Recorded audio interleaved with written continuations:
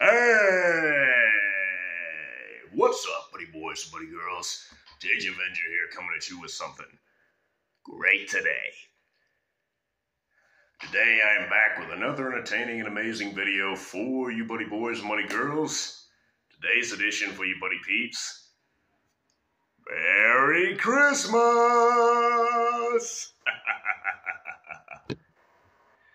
Merry Christmas indeed. Oh yes, it is now that time of year that we all have been waiting for. And this year, I'm going to be doing something different that I don't normally do. This year, in today's edition, on this fine Merry Christmas Day, we are going to be doing a story time session. And then later on today, I'll be doing another storytime session. Storytime session. Today's first edition is going to be my childhood story. Christmas, maybe Christmas Eve, and also definitely Christmas Day, but I might do Christmas Eve as well. Just really what my Christmases were like when I was a child, because when I was a child, it was certainly different from how it is now, because back in those days, I could actually go places, I could probably still go places now, but it'd be really complicated since, me and mom don't have that much money, and we're kind of just, getting by, doing the best we can and all that, but the thing is, this begins just before we are about to leave. And we usually were at home. I was in my childhood home, Georgia, on top of Sand Mountain. I used to live there with my grandparents. And after my grandmother passed, it was just my grandfather. And my grandfather and I, we would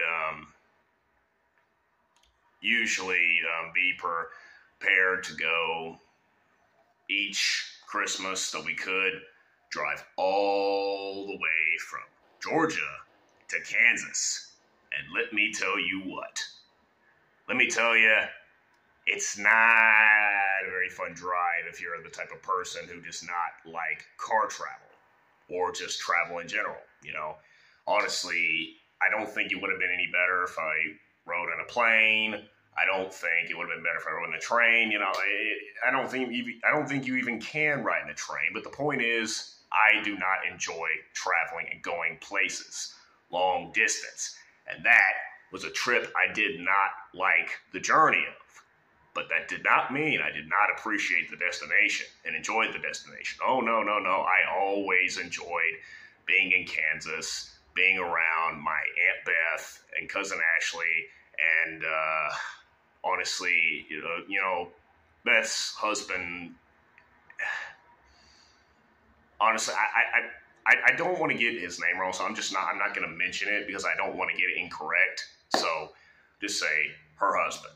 Okay, that's all I'm going to say. I'm going to be respectful and not try to say anything else because I'll probably get it wrong. Hopefully that's respectful enough. That's the most respectful way I know how to do it anyways. That's the most respectful way I know how to say it.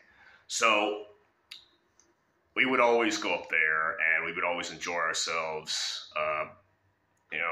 Pap would be talking to Beth or husband or whoever, their adult times, and they would spend time with each other, or they would just casually do whatever they wanted to do around the place. And me and Ashley, when we were younger, we always would either spend time together or we would spend time sometimes apart, but it was mostly just if we got too, fixated and too infatuated, too preoccupied with our electronic devices. Like back then, I didn't have a phone yet. I'm kind of talking before I even had a phone. I had my Nintendo DS. It was the DSi as well, the 3DS, I believe. And then eventually there was one time in which I actually had what was it,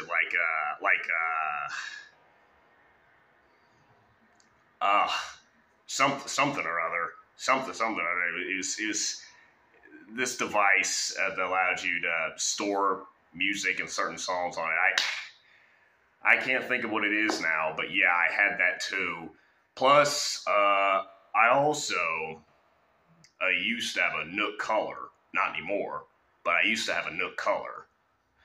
And also, if that wasn't enough, or if I could not, find enjoyment, fulfillment out of those, I'd probably decide to move on to the Wii or the Xbox 360. I'd play some games on there. And, me and Ashley, we actually liked playing games back in the day. We loved to play, she liked to play Just Dance.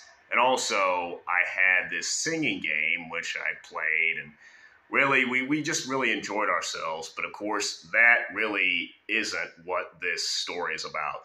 The thing that you really need to hear from this story is that from my childhood, we always went somewhere. We always did something.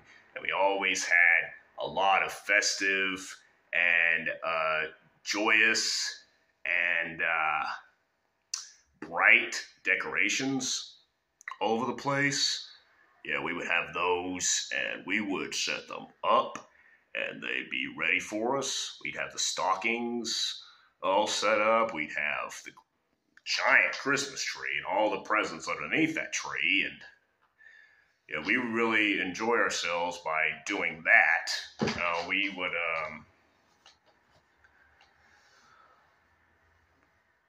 try to be patient, try to wait until Christmas Day, but sometimes we just couldn't help ourselves. I'd be downstairs, she might be downstairs, but me and Ashley, as soon as Christmas Eve was about to come to a close, we would want to open a gift early. So we were allowed to open maybe one present or two, and we opened that present, and it wasn't really the best thing, but of course, that's not until Christmas Day. Christmas Day is when you open all them gifts, all them presents. So that's what we did. And back then, I bet both of us still believed in Santa Claus. And perhaps, yeah, maybe he could exist. You never know. I mean, I'm not trying to say to anybody, like, maybe he could. Maybe he could. This world is full of possibilities. I do believe that anything could be possible. Sometimes certain aspects of reality are real, but we just don't want to believe that they're real. Sometimes the realest things are some of the things we can't see, like God, for example. We can't see him face to face, but we know that he's real for everything that he does for us. That's what I mean. And Santa Claus himself really represents the true spirit of Christmas. He really does. He's like the holiday icon. He's like perfect representation. He's pretty much the face of it, face of the holiday. The Santa Claus and the reindeer, and also there's that tradition where, if you leave him, like, after he, finishes putting the presents under the tree, you'd leave him some cookies and some milk and all that, and he would appreciate that, and he'd be grateful for that, and then he'd eat them, drink the milk, and then leave, and then sometimes you could hear the reindeer up top of the roof or somewhere out there, and then he'd fly off to another place. After he got all done with that, that'd be the end of his work, He takes a break pretty much the entire year, up until that one time a year when he's got so much work to do, right? Yeah. Well, that's what we believed. Honestly, I'm not going to say entirely that, okay, I just don't entirely believe in magic. Especially Christmas magic and a Christmas miracle. I do believe in that. But I do believe whatever magic happens, it's God's doing. Whatever he decides for us, whoever exists, whatever is real, is all thanks to him. we thank him for it all. If any of what we believed in as a child actually exists, it's only because God allows it to exist. One thing is for sure is that Christmas Day is indeed the one time of year we all should be so thankful and appreciative for what we have and who we surround ourselves with. And regardless of what we accomplish, regardless of what we want to accomplish, what we already have, what we need, is definitely made absolutely aware on Christmas Day. Or at least it should be. At least you should be able to see it as clear can be. Because I do. And I love Christmas. And I love celebrating it each and every year. So, that'll be my Christmases. That's pretty much just to sum it up, I did a lot of things with my family. We hung out with family members, we opened gifts, we sat around the Christmas tree, might have sang some songs, just really enjoyed ourselves. That's what it's really about. It's not about what you get.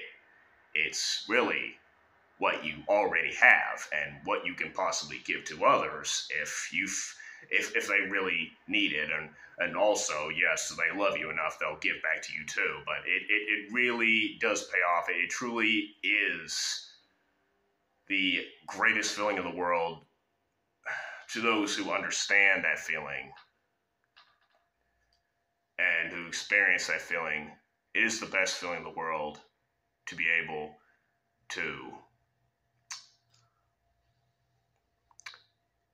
see what Christmas is really about through your heart's will, and being able to give to others, make others feel just as happy as you feel. Because, treat others the way you want to be treated. You feel happy. Shouldn't you want other people to feel happy as well? Shouldn't you want there to be joy to the world and goodwill towards men? I believe so. Any genuinely wholesome, any human being really who has a heart and soul would want that. And just because certain people believe that they might not possess one, or they're broken on the inside, they're unrepaired, that doesn't make it true.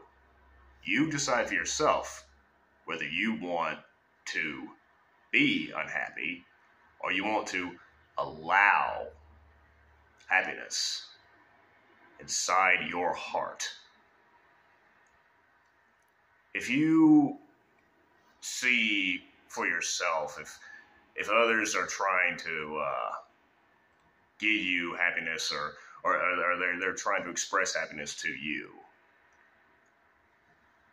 then that makes you a very, very lucky person. The luckiest person is not the one who is the most successful or the one who looks the nicest, the prettiest, or one who has the most power and wins the most awards or anything like that. No. The luckiest person is the one who is the most grateful for everything they truly have been given, that they absolutely, truly need and deserve. Because everyone deserves to have a Merry Christmas. Everyone deserves to always find happiness in this life, and definitely in the afterlife in heaven, to be able to experience it for all eternity. So, that's all from me for now. Hope you buddy boys and buddy girls enjoyed that. It's been JG Avenger. We're so weirdos. And for now, until later on, I am.